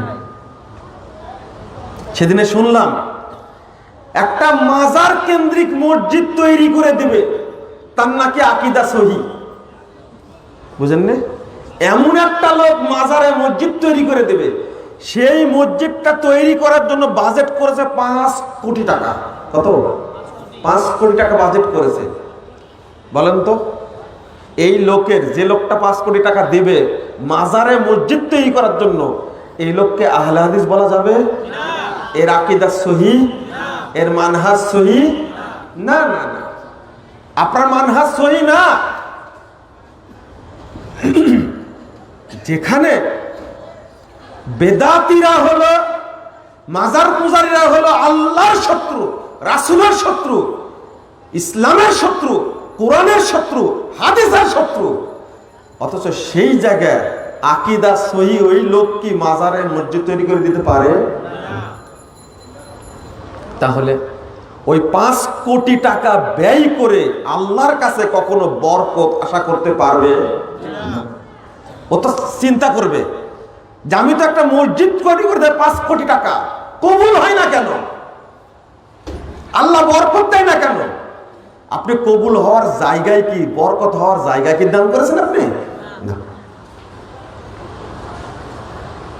যেখানে বেদাতের আনাগুনা হওয়াকে রাসূল সাল্লাল্লাহু আলাইহি সাল্লাম বলেছেন কিয়ামতের আলামত, ধ্বংসের লক্ষণ, সেই জায়গায় আপনি দান করছেন, সাদাকা করছেন। হাদিসটা খুলবেন, তাবরানী আওসাতের মধ্যে আসছে 908 নম্বর হাদিস, ইন্না মিন আশরাতিস সাআহ আইয়ুলতামাসাল ইলমু ইনদাল আসাগির। কিয়ামতের আলামত, ধ্বংসের লক্ষণ হলো যখনই দেখবে মানুষ বেদাতীদের কাছ থেকে ইলম নিবে, তখনই দেখবে কিয়ামত চলে আসবে, তখনই ধ্বংসের লক্ষণ এটা। ইবনে মাসউদ রাদিয়াল্লাহু আনহু বলেন, লা ইয়াজালুন নাসু বিখাইর মা আখাযুল ইলমা আনিল আকাবির। মানুষ যতদিন সাহাবায়ে কেরাম থেকে ইলম নিবে, মানুষ যতদিন সাহাবায়ে কেরামের কাছ থেকে ইলম নেবে, ততদিন মানুষ কল্যাণের মধ্যে থাকবে। ওয়াইদা আখাযুহু ইনদাল আসাগির হালাকু। আর যখনই মানুষ বেদাতীদের কাছ থেকে ইলম নিবে, তখনই তারা ধ্বংস হয়ে যাবে। 5 তালা মসজিদ তৈরি করে দেবে 5 কোটি টাকা দিয়ে, ওখানে খুতবা দেবে কে? বেদাতি আলেম না? তাহলে ওর কাছ থেকে ইলম নেওয়া যাবে? তাহলে ক্ষতি একটা করলাম না, টাকা দিয়ে মসজিদ তৈরি করে দিয়ে ইসলামের ক্ষতি করলাম, দ্বীনের ক্ষতি করলাম, দাওয়াতের ক্ষতি করলাম, হাদিসের ক্ষতি করলাম। আহমদ ইবনে সিনান রাহিমাহুল্লাহ তিনি বলছেন, লাইসা ফিদ দুনিয়া মুবতাদিউন ইল্লা ওয়া হুয়া ইউবগিজু আহলাল হাদিস। পৃথিবীতে যত বেদাতি আছে, সব বেদাতি আহলে হাদিসদেরকে গালি দেয় সবাই। ওয়াইজা তাজার রাজুল নুজিআ হালাওয়াতুল হাদিস মিন কলবি। যখন কোনো ব্যক্তি বেদাতের সাথে জড়িয়ে পড়ে, তখন তার অন্তর থেকে হাদিসের সুন্নাতের মহব্বতকে উঠিয়ে নেওয়া, তার মধ্যে সুন্নাতের মহব্বত থাকে না। তাহলে যেখানে সুন্নাত থাকে না, যেখানে সুন্নাতের মহব্বত থাকে না, সেখানে বেদাতকে তাজা করার জন্য, বেদাতকে প্রতিষ্ঠিত করার জন্য, বেদাতের প্রচার করার জন্য আপনি দান করলেন, শিরিকের প্রচার করার জন্য সাদাকা করলেন, ওরুসে দান করলেন, মাজারে দান করলেন, খানকায় দান করলেন, পীরের দরগায় দান করলেন, ওই দানে বরকত হবে না। এই জায়গা তো আরো ভুল। বাংলাদেশের বহু মানুষ ধোকায় পড়েছে, মানে নরম ব্যবহার, দেখতে চেহারা টসটসে, একবারে সুফির মতো চেহারা, এটাতেই মানুষ প্রতারণার শিকার হয়েছে। আহারে, এই লোকটা মনে হয় খুব পরহেজগার, কাট্টা বেদাতে, কাট্টা মাজার পূজারি, পাক্কা মাজার পূজারি। আপনি এবার বলেন, এই লোকের হাতে যে অর্থ দিচ্ছেন, এই অর্থ বরকত দিবে আপনাকে? আল্লাহ এখানে বরকত নাজিল করবেন? না, প্রশ্ন আসে না। যারা কোরআনের শত্রু, হাদিসের শত্রু, সেখানে আপনি সাদাকা দিবেন? কখনোই না। রাসূল সাল্লাল্লাহু আলাইহি সাল্লাম বলেছেন, 1355 নম্বর হাদিস, সহিহ মুসলিমে এসেছে, মান আহদাসা আও মুহদিসান, কেউ যদি বেদাত করে, ও বেদাতিকে যদি আশ্রয় দেয়, লা ইয়াকবালুল্লাহু ইয়াউমাল কিয়ামাতি সরফাও ওয়ালা আদলা, কিয়ামতের দিন তার কোনো ফরজ ইবাদত, নফল ইবাদত কবুল হবে না, বরং লানাতুল্লাহি ওয়াল মালাইকাতি ওয়ান নাসি আজমাইন, বরং ওই ব্যক্তির উপরে আল্লাহর লানত, সমস্ত ফেরেশতার লানত, পৃথিবীর সমস্ত নেক বান্দার লানত। যেখানে লানত করেছেন আল্লাহ, ওই জায়গা থেকে বরকত কিভাবে আসবে আমাদের জানা নাই, না জানার কারণে। হ্যাঁ, আরে এতিমখানা, ওখানে এতিম পড়াশোনা করে, ভালোই তো। ওই যে গতকালকে ভোলার মসজিদটা ভেঙে দেওয়ার জন্য আবার মিছিল বের করেছে কারা? এরাই হাফেজ কোরআনে, যারা এতিমখানায় পড়েছে, যারা হেফজখানায় পড়েছে, গায়ে জুব্বা পরে, মাথায় টুপি পরে, পাগড়ি বেঁধে আহলে হাদিস মসজিদ ভাঙার জন্য গেছে। দান করবেন না ওদেরকে? এতিমকে খাওয়াবেন না ওদেরকে? খাওয়ায়া বড় করেন। এক সময় তারাই আহলে হাদিস মসজিদে তালা দিবে, আহলে হাদিস মসজিদ ভেঙে দিবে, আহলে হাদিস মসজিদ পুড়ে দিবে, আহলে হাদিস মাদ্রাসা মসজিদ করতে দিবে না। তারাই। আল্লাহ আপনাকে ছেড়ে দিবে? অর্থ কি আপনার না আল্লাহ প্রদত্ত? আল্লাহর যা অর্থ আল্লাহর পথেই ব্যয় করতে হবে। যেখানে বাংলাদেশে যত বেদাতি মাদ্রাসা আছে, যেখানে বুখারী পড়ানো হয়, সেই জায়গাতেই ইমাম বুখারীকে গালিগালাজ করা হয়, ইমাম শাফিকে গালিগালাজ করা হয়, ইমাম আহমদ বিন হাম্বলকে গালিগালাজ করা হয়। এক বেদাতের ডিলার বের হয়েছে, একবারে টেরা শয়তান। একবারে ওর বক্তব্যের কাজই হলো আহলে হাদিসদেরকে, সালাফিদেরকে গালিগালাজ করা। এত অকথ্য ভাষায় আলবানির মতো এত বড় মুহাদ্দিসকে গালি দিয়েছে। ইবনে তাইমিয়ার মতো এত বড় মুহাদ্দিস, লা ইলাহা ইল্লাল্লাহ, আল্লাহ এই খবিশের উপরে গজব নাযিল করবে। ইবনে তাইমিয়া সম্পর্কে বলছে যে হিন্দু যেমন কাফের, ইবনে তাইমিয়া ওরকমই কাফের। আপনি সহ্য করতে পারবেন? আপনারা ইবনে তাইমিয়াকে চিনেন না, তাদের বই পুস্তক পড়লে বুঝতেন তারা কি পরিমাণ ইলমের অধিকারী, আল্লাহ কি পরিমাণ ইলম দিয়েছিলেন। আলবানির মতো এত বড় মুহাদ্দিস, মুহাম্মদ বিন আব্দুল ওয়াহাবের মতো এত বড় সংস্কারক, আল্লাহু আকবার, যার সংস্কার আন্দোলনের কারণে মাজার পূজা, কবর পূজা, খানকা পূজা শুধু আরব ভূখণ্ড থেকে না, ওই দাওয়াতটা উপমহাদেশে লেগেছিল। উপমহাদেশেও সাইদ আহমদ শহীদ, শাহ ইসমাইল শহীদ, তিতুমির, ইনায়েত আলী, আল্লামা ইনায়েত আলী, আল্লামা বেলায়েত আলী, আল্লামা শরীয়তুল্লাহ, এই সমস্ত ব্যক্তিবর্গ মাজার পূজা, কবর পূজা, খানকা পূজা, শিরিক বেদাতের বিরুদ্ধে সংগ্রাম করেছিলেন। তার কারণে ওই মানুষটাকে বলছে, এত নোংরা ভাষাই বলছে, আস্তাগফিরুল্লাহ, আস্তাগফিরুল্লাহ। কাফের ফতোয়া দিচ্ছে কথায় কথায়, যাকে তাকে কাফের বলেছে। ও যে নিজে কখন কাফের হয়ে গেছে হিসাবই করে। হাদিস যদি কেউ কাউকে কাফের বলে আর যদি এই গালির যোগ্য না হয়, অটো সে নিজেই ওই গালির হকদার হয়ে যাবে।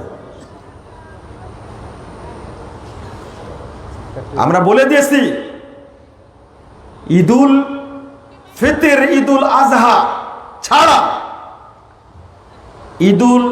ঈদে মিলাদুন নবী কথা বলা যাবে না। যে বলবে সকল ঈদের সেরা ঈদ ঈদে মিলাদুন নবী, সাইয়্যিদুল আইয়াদ শরীফ, এই কথা বলা হারাম। ও বদমাশ ফতোয়া দিয়েছে, যে ফতোয়া দিয়েছে তার বউ তালাক হয়ে গেছে, বুঝছেন?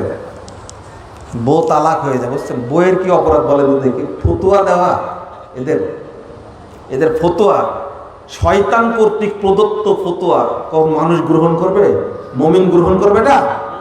এবার আপনার চিন্তা করুন, ভেবে দেখুন, এবার আপনারাই ভেবে দেখুন, চিন্তা করে দেখুন যে এই সমস্ত আস্তানায় দান করলে কি গড়ে উঠবে।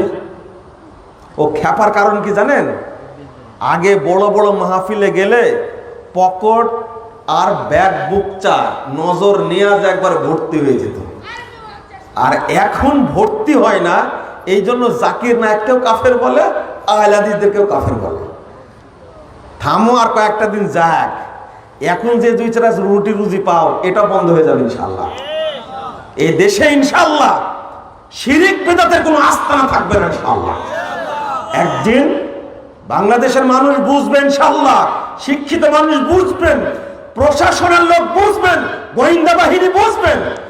এখন আর দাওয়াতি কাজকে তুমি চেপে ধরে রাখতে পারবে না।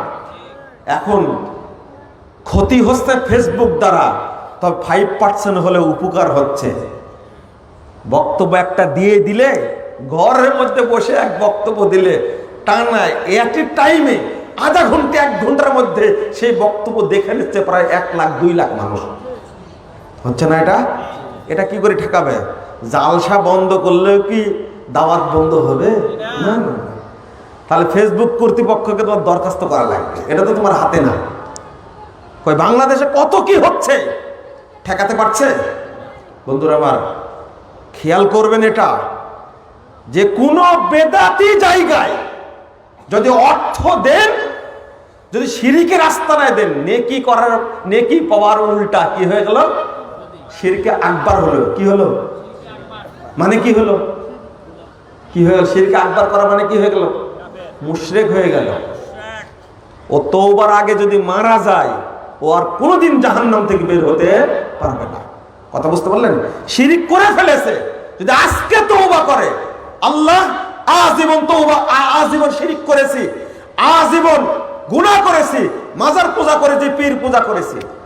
আজকে গোলাপ শাহ মাজারের কাছ দিয়ে যাচ্ছিলাম কোর্টে, যাওয়ার পথে দেখছি এক শিক্ষিত নাদান গোলাপ শাহ মাজারের সামনে এইভাবে হাত তুলে বসে আছে, আর একজন দেখছি মাথা ঠুকে বসে আছে। হায় হায় হায়, তুমি কি খেয়ে লেখাপড়া শিখেছো? এটা মরা লোক, কত হাজার বছর পুরো মারা গেছে, ঠিক আছে, ওর হাড় হুড্ডি নাই, ব্যবসা করার জন্য রেখে দিয়েছে। আমি প্রশাসনকে বলবো, সরকারকে বলবো, গোলাপ শাহ মাজার সহ যত মাজার আছে বাংলাদেশে সবগুলো ভেঙে উল্টা দেন। দেখার দরকার, মানুষের ঈমান নষ্ট করছে না। আপনি মসজিদ ভেঙে রাস্তা করছেন, আর ঢাকার বুকে ওইরকম একটা জায়গায় ওখানে মাজার আছে কিনা তারই খবর নাই, ওই জায়গাটা ভেঙে দেওয়া যায় না? আপনারা জানেন তো, চন্দ্র একটা বড় মসজিদ ছিল না? মসজিদটা ভেঙে দিয়ে সরাই দিয়েছে। মসজিদ সরা দেওয়া যায়, আর ভন্ডের কবর সরা দেওয়া যায় না বাংলাদেশে। ভাবতে পেরেছেন? চিন্তা করতে পেরেছেন? অসুবিধা হয় না? ওখানে চত্বরটা আরো বড় হতো, এত জ্যাম লাগতো না। এগুলো সব ভেঙে এখানে সব ভুয়া মিথ্যা। যেমন বাইজিদ বোস্তামির মাজার সম্পূর্ণ মিথ্যা, এটা বানোয়াট। এই তথাকথিত এক শ্রেণীর ভণ্ড ওটা তৈরি করে পূজা করেছে ওইটা। অথচ বাইজিদ বোস্তামি জীবনে একবারও বাংলাদেশে কোনোদিনই আসেনি। যদি ইরানেই যদি তার মাজার থাকে, প্রায় 35টা নাকি মাজার আছে ইরানে, তাহলে বাইজিদ বোস্তামি কয় হাজার? চিন্তা করেন। তাহলে কেউ তার তেনা নিয়ে এসে হয়তো রেখে দিয়েছে। এই পীর ফকিরের যারা ভক্তি করে তারা এত খারাপের খারাপ, ছি ছি ছি, নাউজুবিল্লাহ। এই যে মানসুর হাল্লাস যখন মরে যায়, আর বেদায় নেহার মধ্যে লিখছেন, যখন মরে যায় দেখা গেল তার মুরিদদের ঘরে এই মানসুর হাল্লাসের পায়খানা পেশাব সব বোতলে ভরে রাখছে। কিছু আছে এই কানা দাজ্জাল, কিছু বাংলাদেশে আছে, বুঝছেন, পীর সাহেবের পেশাব পায়খানা খাওয়াকে হালাল মনে করে, পানের পিক খাওয়াকে হালাল মনে করে। আর এই সমস্ত যারা সংস্কৃতি শিক্ষা দিচ্ছে, ওই সমস্ত প্রতিষ্ঠানে নিজের সন্তানকে পড়াবেন না, নিজেরা সহযোগিতা করবেন না। বেদাতি আস্তানায় দান করার পরে আল্লাহকে দোষারোপ করেন। আল্লাহ কত দান করলাম, তুমি কবুল করো না কেন? আল্লাহর কাজ আছে, অন্য কোনো কাজ নাই। এই তোমার এরকম মুশরিক লোকের দান কবুল করবে? যদি এই মাজার পূজারী বেদাতিদেরকে বেদাত থেকে দূরে থাকতে চান, প্রথম অস্ত্র প্রয়োগ করতে হবে। সমস্ত মুসলিম দিন দরদি ভাই বোনকে বলবো, বাংলাদেশের যত মুসলিম ভাই বোন আছে তার সবাইকে বলবো, মাজারে টাকা পয়সা দেওয়া বন্ধ করে দিন। এর ঘাড় মোটা আর হবে না, সুখে মরবে আর ইনশাআল্লাহ। মাজারে গরু দেওয়া বন্ধ করুন, ওরুসে যাওয়া বন্ধ করুন। মসজিদে যাই না, কিন্তু ঠিকই ওরুসে যায়। কি জন্য জানেন? পানির তলে মোম জ্বালাইছে, বাবাই দেখো না আমার বাবার মুরিদ হলে নামাজ লাগে না, গান গাচ্ছে এইভাবে। যেহেতু নামাজ লাগে না, ওই পীরের কাছেই যাবে, ওই ভণ্ডের কাছেই যাবে। অথচ ন্যাংটা অপবিত্র, আগে বললাম না, অন্তত 30 বছর গোসল করেনি, ওর কাছ দিয়ে যাওয়া যায় না, শুয়োরের মতো গন্ধ বেরোয় গাছ শরীর থেকে। আর ওই জায়গায় গিয়ে মানুষ দান খারাপ করে, অপবিত্র। আর যত মাজার আছে, খানকা আছে, সমস্ত মাজার খানকায় যত লোক থাকে সবগুলোই গাঁজাখোর, সবগুলোই মদখোর, সবগুলোই তাড়িখোর। কারণ মুখের দাড়িও নাই, ওরা নামাজও পড়ে না, গোসলও করে না। ওই জায়গায় আপনি টাকা দিবেন, আপনি আর ওই জায়গায় টাকা দিলে আল্লাহ গ্রহণ করবে? বরং শিরকে আকবার করার কারণে আপনি ঈমানটা নষ্ট করলেন। আমি বাংলাদেশের সকল মুসলিম ভাই বোনকে বলবো যে কখনোই মাজার কেন্দ্রিক বেদাতের রাস্তা নাই, 1 টাকা দিবেন না। আজকে বাংলা বাজার ঢাকায় যান, আপনি গিয়ে দেখবেন কি পরিমাণ বেদাতি বই প্রিন্ট হচ্ছে। এক ফাজাইলে আমলের চোটে আমরা টিকতে পারছি না। এই ইলিয়াসের তাবলিগের ফাজাইলে আমল, বুঝতে পারলেন? এই বাংলাদেশের মানুষকে পথভ্রষ্ট করা মৌলিক 4-5টা বই আছে, তার মধ্যে একটা ফাজাইলে আমল।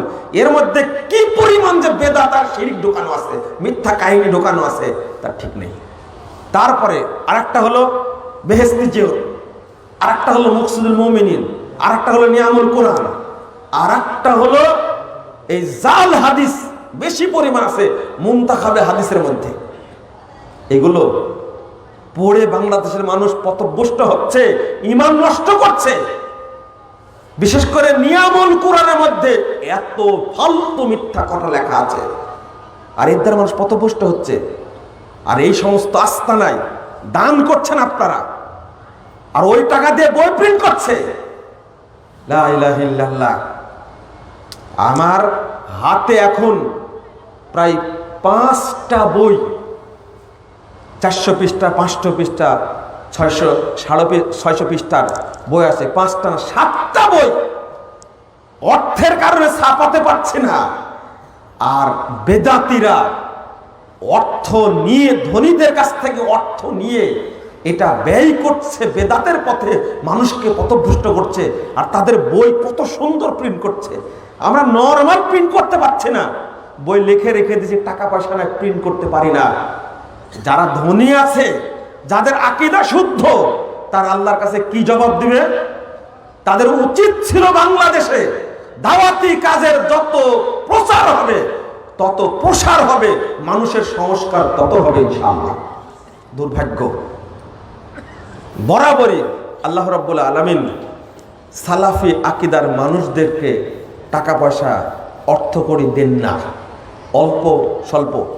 সৌদি আরবে যখন আলহামদুলিল্লাহ আল্লাহ যেমন অর্থ দিয়েছেন, তাদের মনও দিয়েছেন, যে পরিমাণ দায়ী আর যে পরিমাণ মানুষকে ফ্রি বই বিতরণ করে, অন্তত সৌদি আরব থেকে এসেই বহু মানুষ বাংলাদেশ চেঞ্জ হয় না?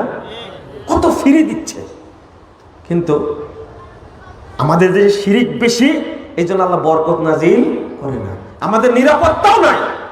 যেদিন মানুষ শিরিক ছেড়ে দিবে, আল্লাহ সেদিন বরকত নাজিল করবে ইনশাআল্লাহ।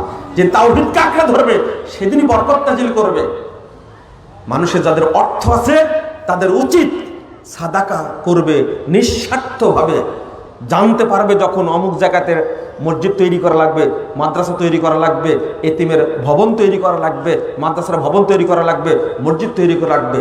ভোলার মসজিদটা পুড়ায় দিয়েছিল, আমাদের উচিত ছিল সবাই মিলে মসজিদটা দ্রুত করে দেওয়া, উচিত ছিল না? নাটোরের মসজিদ পুড়ায় দিয়েছে, গাইবান্ধার সোনাতলার মসজিদটা ভেঙে দিয়েছে। যাদের অর্থ আছে, টাকা আছে, একাই কে করে দিতে পারে, একাই করে দিতে পারে যে মসজিদটা আমি করে দিই। কিন্তু অন্তর তাদের খুলে না, মানে ওটা দেখা যায় না যে দান করবে কোন জায়গায় জানেন? যে জায়গায় মোনাজাত হয়। বুঝতে পারেননি? দান করলাম, একটা কথাও বললাম না, কি দান করলাম? তাহলে ওর অন্তরই খারাপ, দান কবুল হবে? দান করলে মসজিদে গিয়ে বলে দিতে হবে অমুক দান করেছে এত টাকা, আবার হাত তুলে দোয়া মারতে হবে। এই দোয়া না করলে দান করবে না। আল্লাহ তাদেরকে হেদায়েত দান করুক, আমিন রব্বুল আলামিন। বন্ধুরা, আবার অনেক কথা বলে ফেলেছি, আর বলতে পারছি না।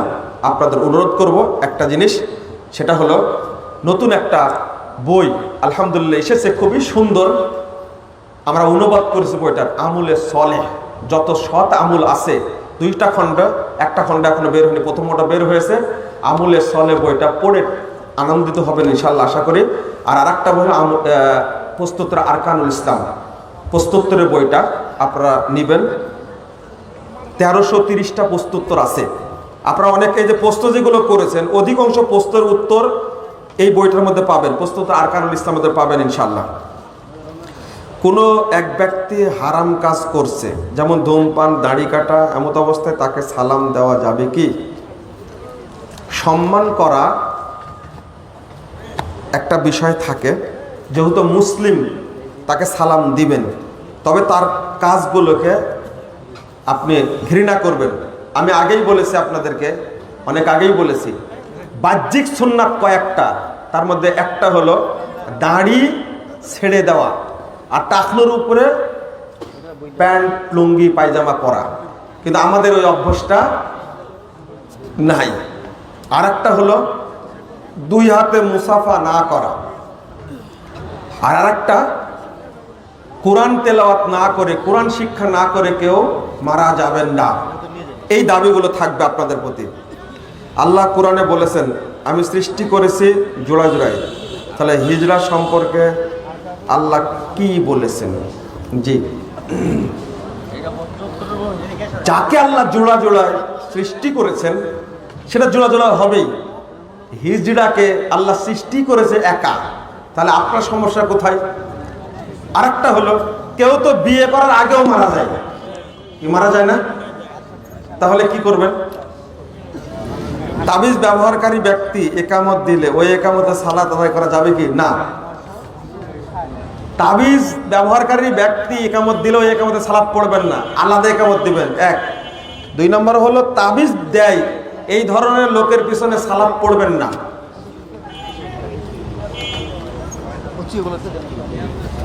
হাঁটতে চলতে গিয়ে কাবার দিকে থুতু ফেলা হয়, এটা তো কোনো সমস্যা নেই।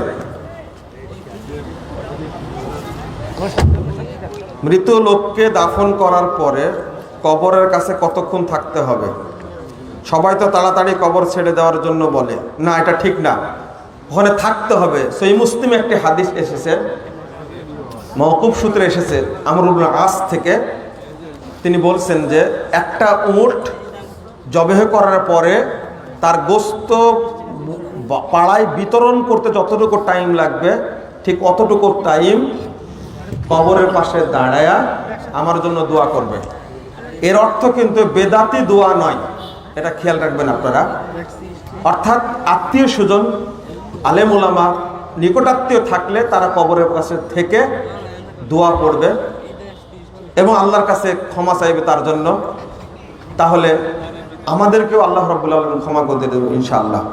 বারাকাল্লাহু ফীকুম ওয়া জাযাকুমুল্লাহু খাইরান।